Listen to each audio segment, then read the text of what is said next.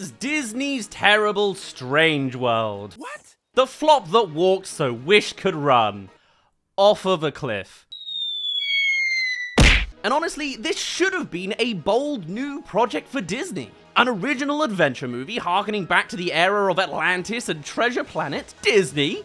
Original? Not even having the traditional musical structure that helped the original Frozen and Moana. That was certainly a bold move. But much like Atlantis and Treasure Planet 20 years before, Strange World was a huge financial disappointment. The first domino that has brought Disney animation into its non-stop sequel era. But what went wrong? Was it an underrated masterpiece that deserved more? Or was it the start of an inability to write original movies from Disney writers? Well, today we're going to be taking a look at just that. This is Disney's terrible Strange World.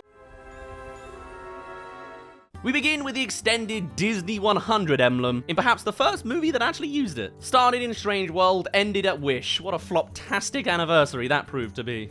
To be fair, it does just kind of suck that Disney celebrated their anniversary with 2 originals to underwhelming results, and now they've just gone 100% sequel mode. Particularly with this movie, as unlike Wish, they really were trying to do something interesting with this movie. From the opening title, you can see the Indiana Jones vibes that they're going for here. Proper 1950s adventure serial vibes, only further lent into with the black and white footage we hard launch into. Their future lies beyond these mountains. All have failed. Very much Up vibes going on here as well, using old footage to set up land for later in the adventure. But instead of this vintage exposition being followed by a montage of an old man's life up to the death of his wife, we have Alan Tudyk narrating it. Disney Animation's version of John Ratzenberger at this point. The narration then switches to a comic book introduction to the Clades. The one and only. Which I'd say is far enough of the Spider-Verse character exposition sequences. Why, it's none other than his bouncing baby boy, Searcher. It's a fun and snappy way to get us up to speed with the adventure family, immediately capturing the tone that they're going for. And an excuse to get some actual 2D animation out of 2020's Disney. Briefly. Very briefly. The scene then switches to normal modern Disney animation right after. Personally, I think the whole opening should have been in that 2D style before switching to 3D when we flashed forward to the present day. Exploration is no joke. Wow. So we follow the 2 Clades and their gang of expendable NPC explorers. This is exactly what we need. Bye, everybody! Which is where we get into the beginnings of this plot, both in concept and the central relationship, as Searcher discovers some... What are you? Distracted by some sparkly plants. With a scene that clearly spells out the core difference between the two, with Searcher curious about what they've just found in front of them, whilst Daddy Jaeger is too hooked on what's beyond that horizon to see what's in front of them. Can you maybe spot a little parallel that they may also be saying about him as a parent? Oh, they're not really talking about the crew, are they? It absolutely gets the point across. Though it is still weird that this explorer isn't even curious about the magic electricity plant. That goes for a lot of the dialogue. It gets the point across, but I can't say much else. You're my son. But I'm not you!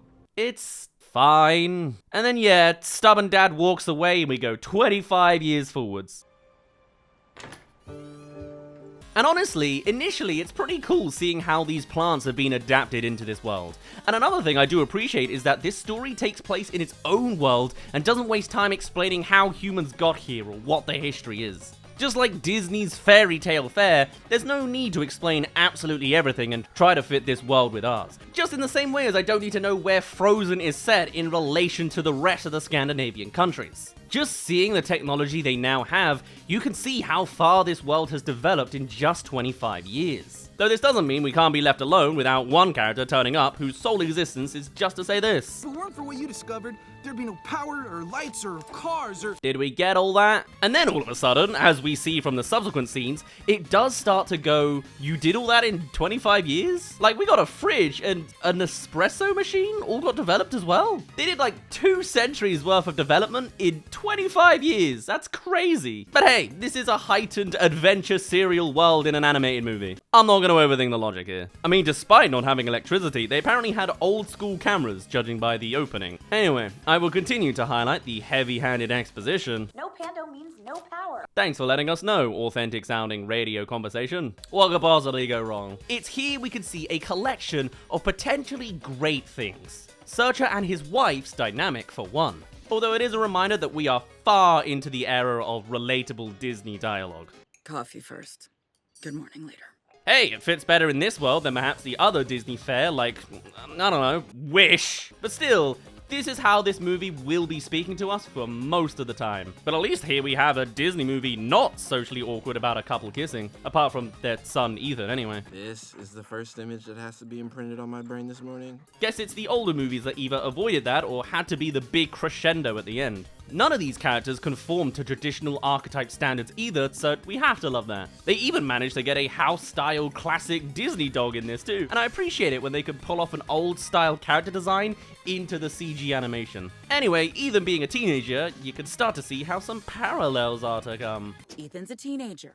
Boundaries. Yeah, thanks for letting me know. And being a teenager, Ethan's crew turn up. They sold out in 15 minutes. What? It's some collectible thing that's supposed to be cool. And it's here we have the big swing that really makes this movie terrible. I'm kidding, of course, but that's certainly a take for some people on the internet. They introduce Ethan's crush. I knew you had to work this morning, so I made sure we grabbed you a pack. And it's a shame that this movie wasn't better, because when it flopped at the box office, all the wrong people jumped aboard and said, oh, it's the woke Disney card, calling for parents to not take their kids. You know, there's a whole part of the Strange World release that just isn't fun. But also, bravo to the filmmakers for getting a Disney movie out that had such an overt gay subplot. It is such a shame that it had to be attached to another sinking ship. But they're all sinking ships from Disney lately, so I guess you can't really fix that. Okay, we have allotted 3 to 5 minutes of cute flirtation. It's so refreshing to the usual approach where it's only loosely implied. You know exactly what they're doing, but usually they just don't have the balls to outright say it. And guess what? His love interest has an actual narrative function as well. As Ethan's card reads farmer to his bemusement, Diazzo is the one to step in and show us where Ethan's heart really is. This one feels more Ethan to me.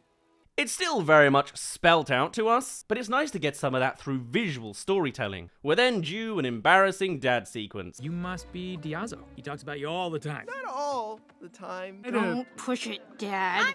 We've seen a million versions of this scene before, but again, not so much with a same-sex love interest, so I guess that's a win. Congratulations, now everyone can be represented in the paint-by-numbers cliché embarrassing parent meets the love interest scene. Woo! Okay, don't we have some deliveries to make? Oh, right. From here we get another sequence into the now developed Pando world, and again, wow, that was a busy 25 years. But visually, the city is absolutely stunning.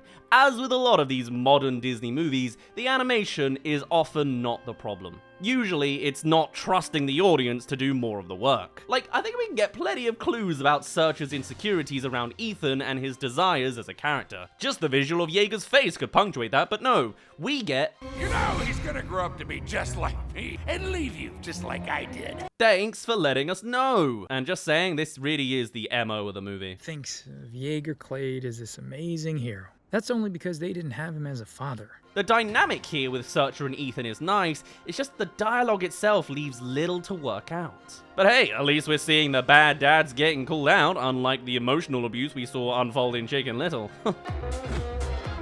We cut to a bit later where some wholesome dinner dancing antics get disrupted by a big old ship. You know her? Yeah. What is the leader of Avalonia doing in our front yard? Looks like a lot of the Pioneer crew got into powerful positions from Pando, huh? However, those days are numbered as this world's going interstellar on the old crops. According to our estimates, every crop will be infected within a month. And also, like Interstellar, Searcher is the reluctant Matthew McConaughey invited to go on the adventure to save it. However, in this one, after some meandering, his family all come along with him instead of having to abandon them and having to watch them grow old without him through an emotionally traumatic replay sequence. Searcher even gets the "I don't do that anymore" line. Callisto, I don't go on expeditions. I'm not my father. He does, in fact, end up going on an expedition. To be fair though, there's some foreshadowing for later I didn't notice before, which is quite cool. Look at how they glow out there. It's like a heartbeat, isn't it? Back to the Interstellar plot, we have Searcher initially on the I'm going alone routine, with Ethan, of course, storming out. I will not risk your life. Not now. Not ever. The overprotective dad park of this arc is officially here. And initially, he does seem to leave on his own, getting the full exposition dump with some pretty cool concepts going on. Underground, it is actually a singular organism. How did they find that out? Doesn't matter. Pretty sure there is an actual forest that's essentially a singular organism, so you can see where some of these ideas have at least come from. It's also here we get to meet some of the Moana 2 Lightyear Wish-esque ensemble characters, by which I mean they don't really add a lot at all. At all. We need you to figure this out, otherwise we're doomed. We are doomed! Thank you for letting us know. I mean, there is a reason why that is with that particular character, but we'll get there. But again, visuals, incredible. The concept of this world invites some really unique designs, whether the venture ship with its blend of analog and advanced aesthetic to the glowing vines as they go down. And this is before we've seen the strange world itself. And now, here we go. Our son is on your ship! Yeah, I think we all saw that one coming. But at least they got Meridian involved. But she was strongly in the wife gets left behind territory there, and many movies would have just left it like that. I mean, don't get me wrong, the emotional arc entirely centers on the 3 male characters, but hey, she's there too. Oh, hey, Dad. You brought the dog? And so are these pink pterodactyl things. Visually great. The quips they inspire, not so much. Hey, Razorface! Yeah, come and get me! Shortly followed by Duffel getting straight up unalived. The creature encases his face with its tongue, pulls him out of the vehicle, and we never see him again. I'd imagine a group of them just pulled his body apart just to really hammer home how brutal that death really is. Nasty way to go, but we needed to give Mum a function in this movie, and piloting was the obvious way to go. Alas, kill the original pilot. As they entered the more colourful part, I kind of guessed what the twist of this world was, honestly. Maybe it was a particular Rick and Morty episode, I don't know, but I got there. Nonetheless, you can appreciate the visual choices more on the second viewing. It's fair to say that there's not many movies that look like this.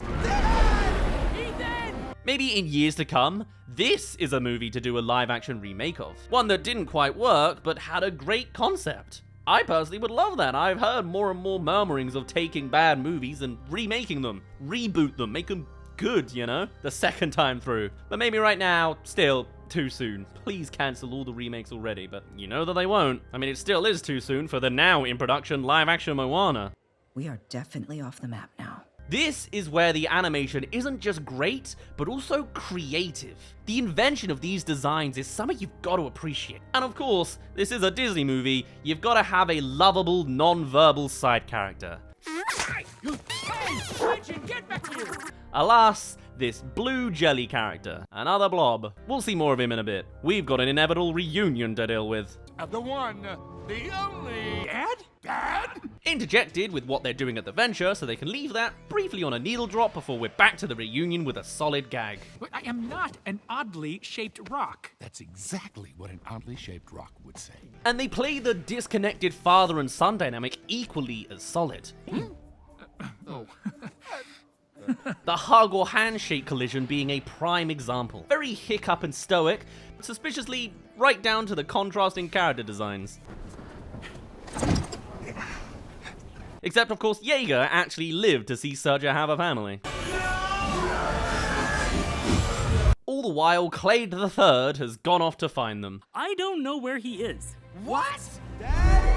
With yet another stunning sequence with these weird bioluminescent starfish things.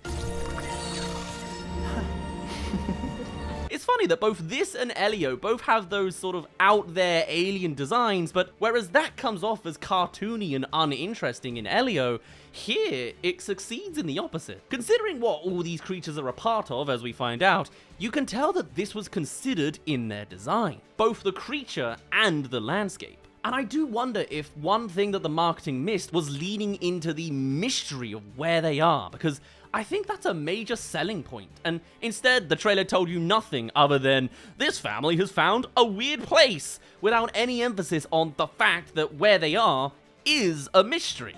Just be brave. It's in your blood. As for the movie itself, I wonder if that could have been spoon-fed more into the story as well. We have some stuff about the plants being connected and the world itself, but I think more momentum could have been built to the big reveal that happens. Anyway, having lost his bike through reckless young person choices, Ethan's left to trundle along until the story's ready to introduce him to Granddaddy. I just ran through a nightmare tunnel to rescue my dad. No big deal. Oh, and solidify this movie's cute, non-verbal character probably intended for merchandising. They just wanted to sell slime, didn't they? Here you are, child of mine. Here's a gigantic 15-kilogram block of slime. Enjoy. It faintly has limbs. Like, even just this scene looks like the pitch to make a backpack of this little guy. Meanwhile, Jaeger takes us on another artsy flashback. There was no way anyone could ever survive those cold, deadly peaks. Which I have to ask, did they save some money just using concept art for this scene? I mean, fair enough, it looks great, and it would be a great cost cutter, and some more foreshadowy details that are pleasing on the rewatch. The waters will dissolve the flesh off your bone. All leading to the fact that his first thought is to use their ship for his own goals. With that flying machine of yours. And I guess when you've had 25 years to think about nothing but those goals, it's gonna happen. And thank you for making it to the halfway mark of this video. Come subscribe if you're interested in more terrible animated movies. Right now, I don't know what's next on the lineup, but I will soon. Let's get back to the second half of the video. As seen to be the case from their first appearance, we also see that the squishy, merchandisable character have an interesting relationship in identifying foreign bodies to a big, spiky tentacle creature, like antibodies neutralizing an infection, and the trees breathing in and out like lungs. But so much as to say that we have a secret motive for this squishling. But anyway, we need more back and forth of Jaeger and Searcher debating how much alike they are. I am nothing like you. Just keep telling yourself that. Until they find something of Ethan, so that can be brought into the debate too. Jaeger Clade is it Grandpa? To which Jaeger also immediately seems to know that he's with the squishy guy. A scout for the Reapers to lure you to your dad. And boy is he lucky that that flamethrower still works after 25 years. And Ethan's reaction is, well, He's awesome! He is not awesome. And whilst we've seen this song and dance before, you do immediately feel that frustration for Searcher. As much as Ethan is best at going the directions he wants, Searcher dedicated his life to raising him after his father didn't. And to see Jaeger just suddenly jump back into immediate admiration from Ethan must be a kick to the teeth. Only further rubbed in by the one sex joke that every family movie goes for. When two people love each other. Stop talking! Stop talking! Classic. And then the reunion of everybody, where we playfully cram in all introductory dialogue whilst the action's still in play. Complete with every line, every estranged, every dad character every has ever said every about their son's partner. Oh, I like her. Who's he? My dad. What? Again, classic. Or cliche, take your pick. And as soon as they're out of this particular scrape, Disney straight up tells us how it is. Cute. I want to merchandise it.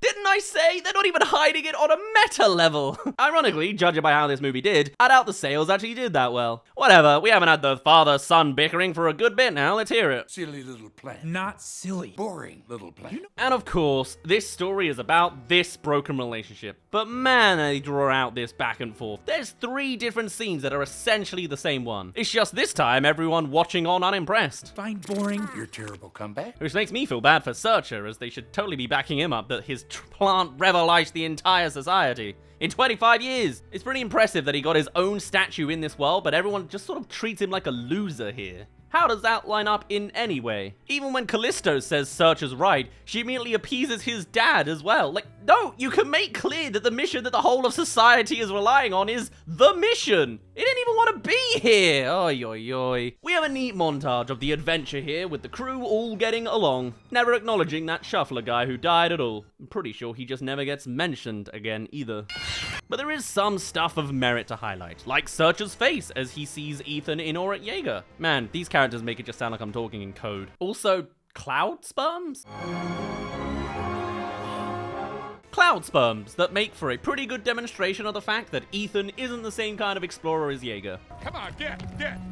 Seemed pretty harmless to me. Better safe than sorry. Yes, we've also seen the contrasting hunter and observer dynamic plenty of times, but it works pretty well here. And those traits considered, it's pretty nice that they don't have him go awkward when Ethan says his special someone's a dude. It's not even treated as something different. It's just played completely normally and not making a thing of it. Or, in other words, a scene we will never see in a Disney movie for at least another 5 years. If you really, really want to impress this fella, this is what you do. As Jaeger gives him a trial of the old flamethrower. We then get the searcher on the situation, But maybe a flamethrower isn't his thing. leading to another sequence of bickering. I appreciate your appreciation, but maybe you appreciate me a little bit more. Yeah, we're doing this dance again. We get it. They don't get along. But no, this continues over a card game. A little primal outpost?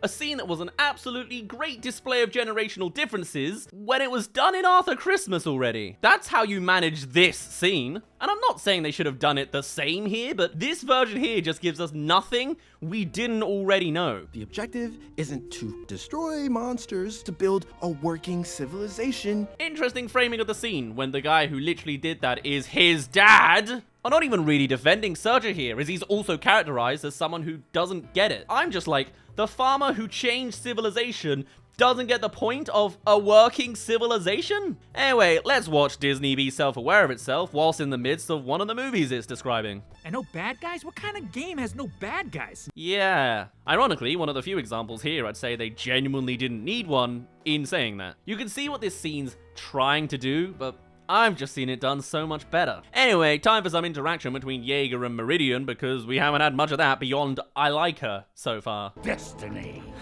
Can you go be dramatic somewhere else? Considering her husband's long-lost dad has turned up, we just haven't gotten a lot from her. I mean, I have the sentiment in general about her. But hey, she can fly the vehicle.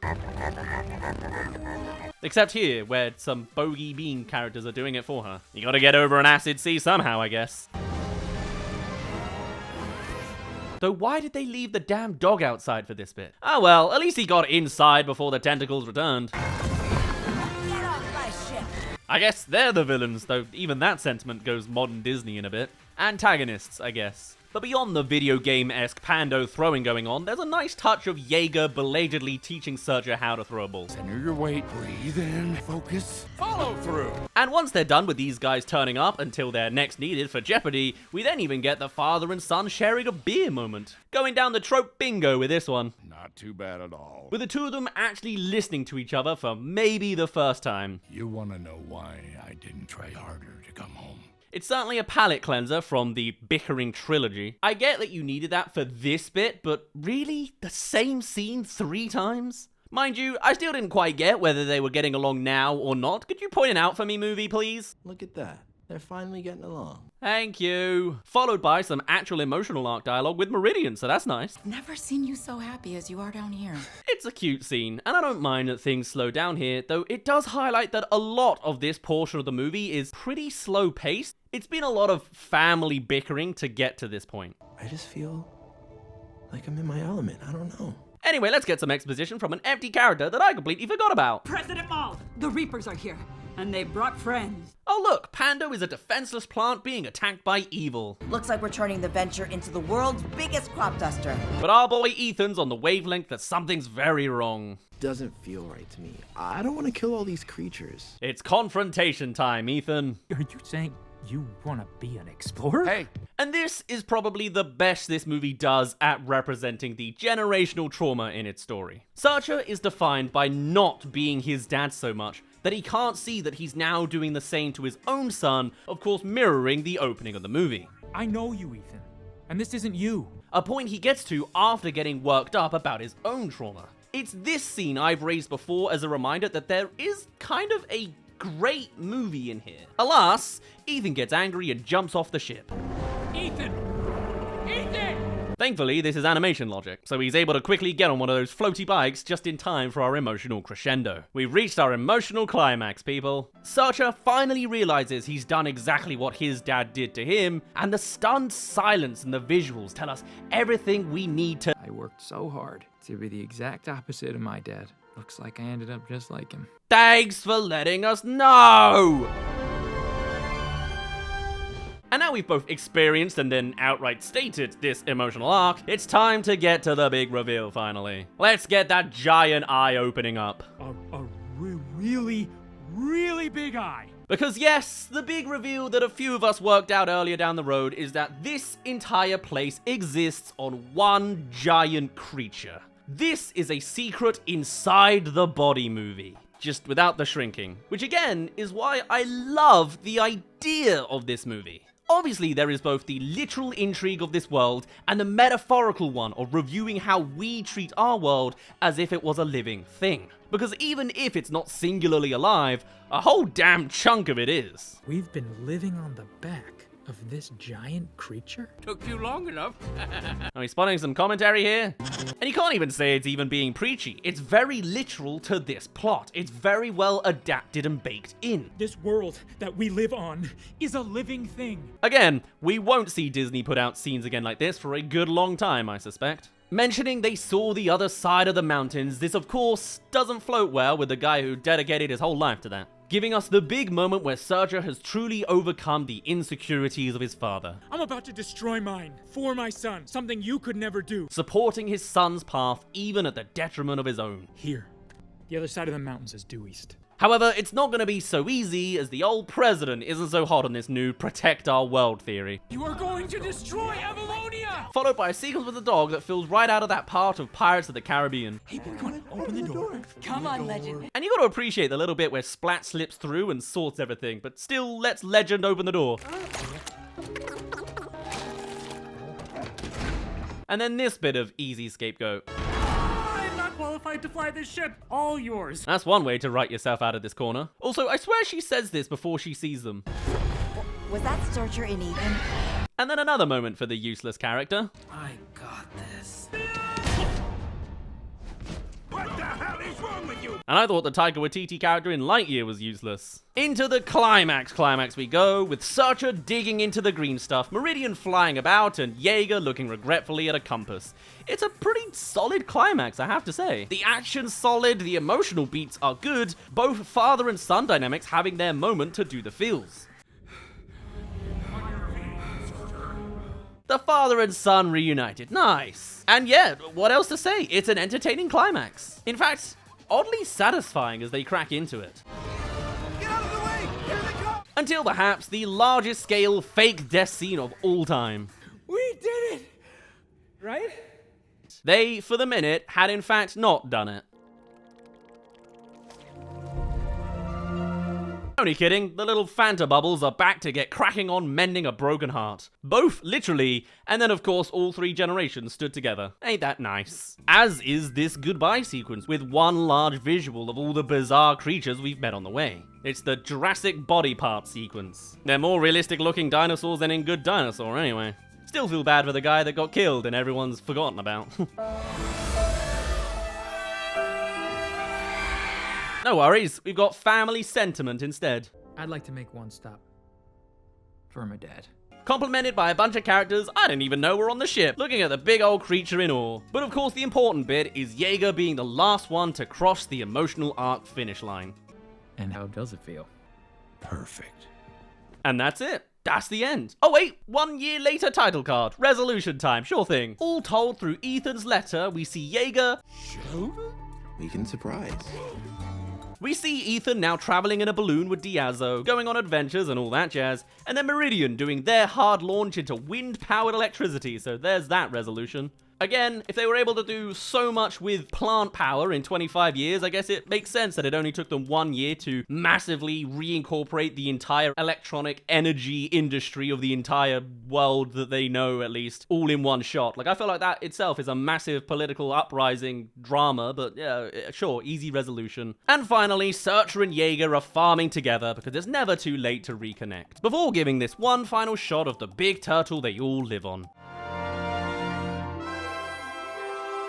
It's always a damn turtle in these things, isn't it? And that is the movie. Really not that bad on the rewatch. I can't call it a great movie by any means, because it's pretty straightforward in plot. A lot of the dialogue tells you what could already be deduced visually, and that's one of its biggest problems. It just feels very dumbed down in a lot of ways, and the bickering gets really annoying a lot of the time. Again, they had to run the same idea through multiple scenes just to drag things on. It's very basic in that way and just spread out. But overall, arguably, it's not terrible. Again, I've only got a binary system of amazing and terrible. It's way closer to terrible than it is amazing. As much as I really like the world that it exists on, but not the story they told on this world. It's such a shame that it did so badly. I think the idea of these colossal world creatures is something that's really fun to explore, and maybe the marketing could have done more about it, or we could have had that reveal at the halfway point and then gone from there in some way. I don't know.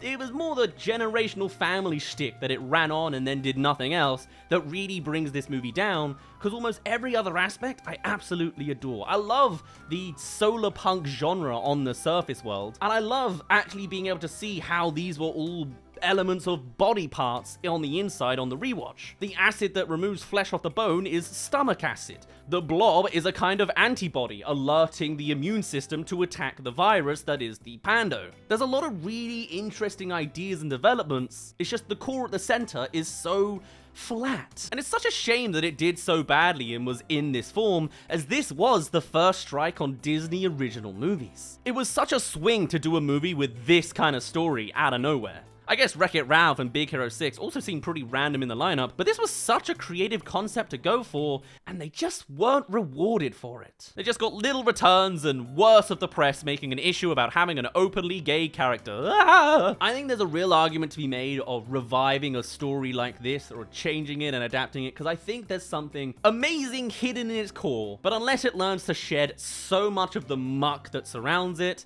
this will always be known as Disney's terrible Strange World. And honestly, that's a damn shame. For now though, I'd best end it off there. My name's been Daz, thank you very much for reaching the end of this video. Do tell us your thoughts on Strange World or how you'd adapt it if you had to. Yeah, I'd love to hear all your thoughts and more, and I shall see you all in a little bit.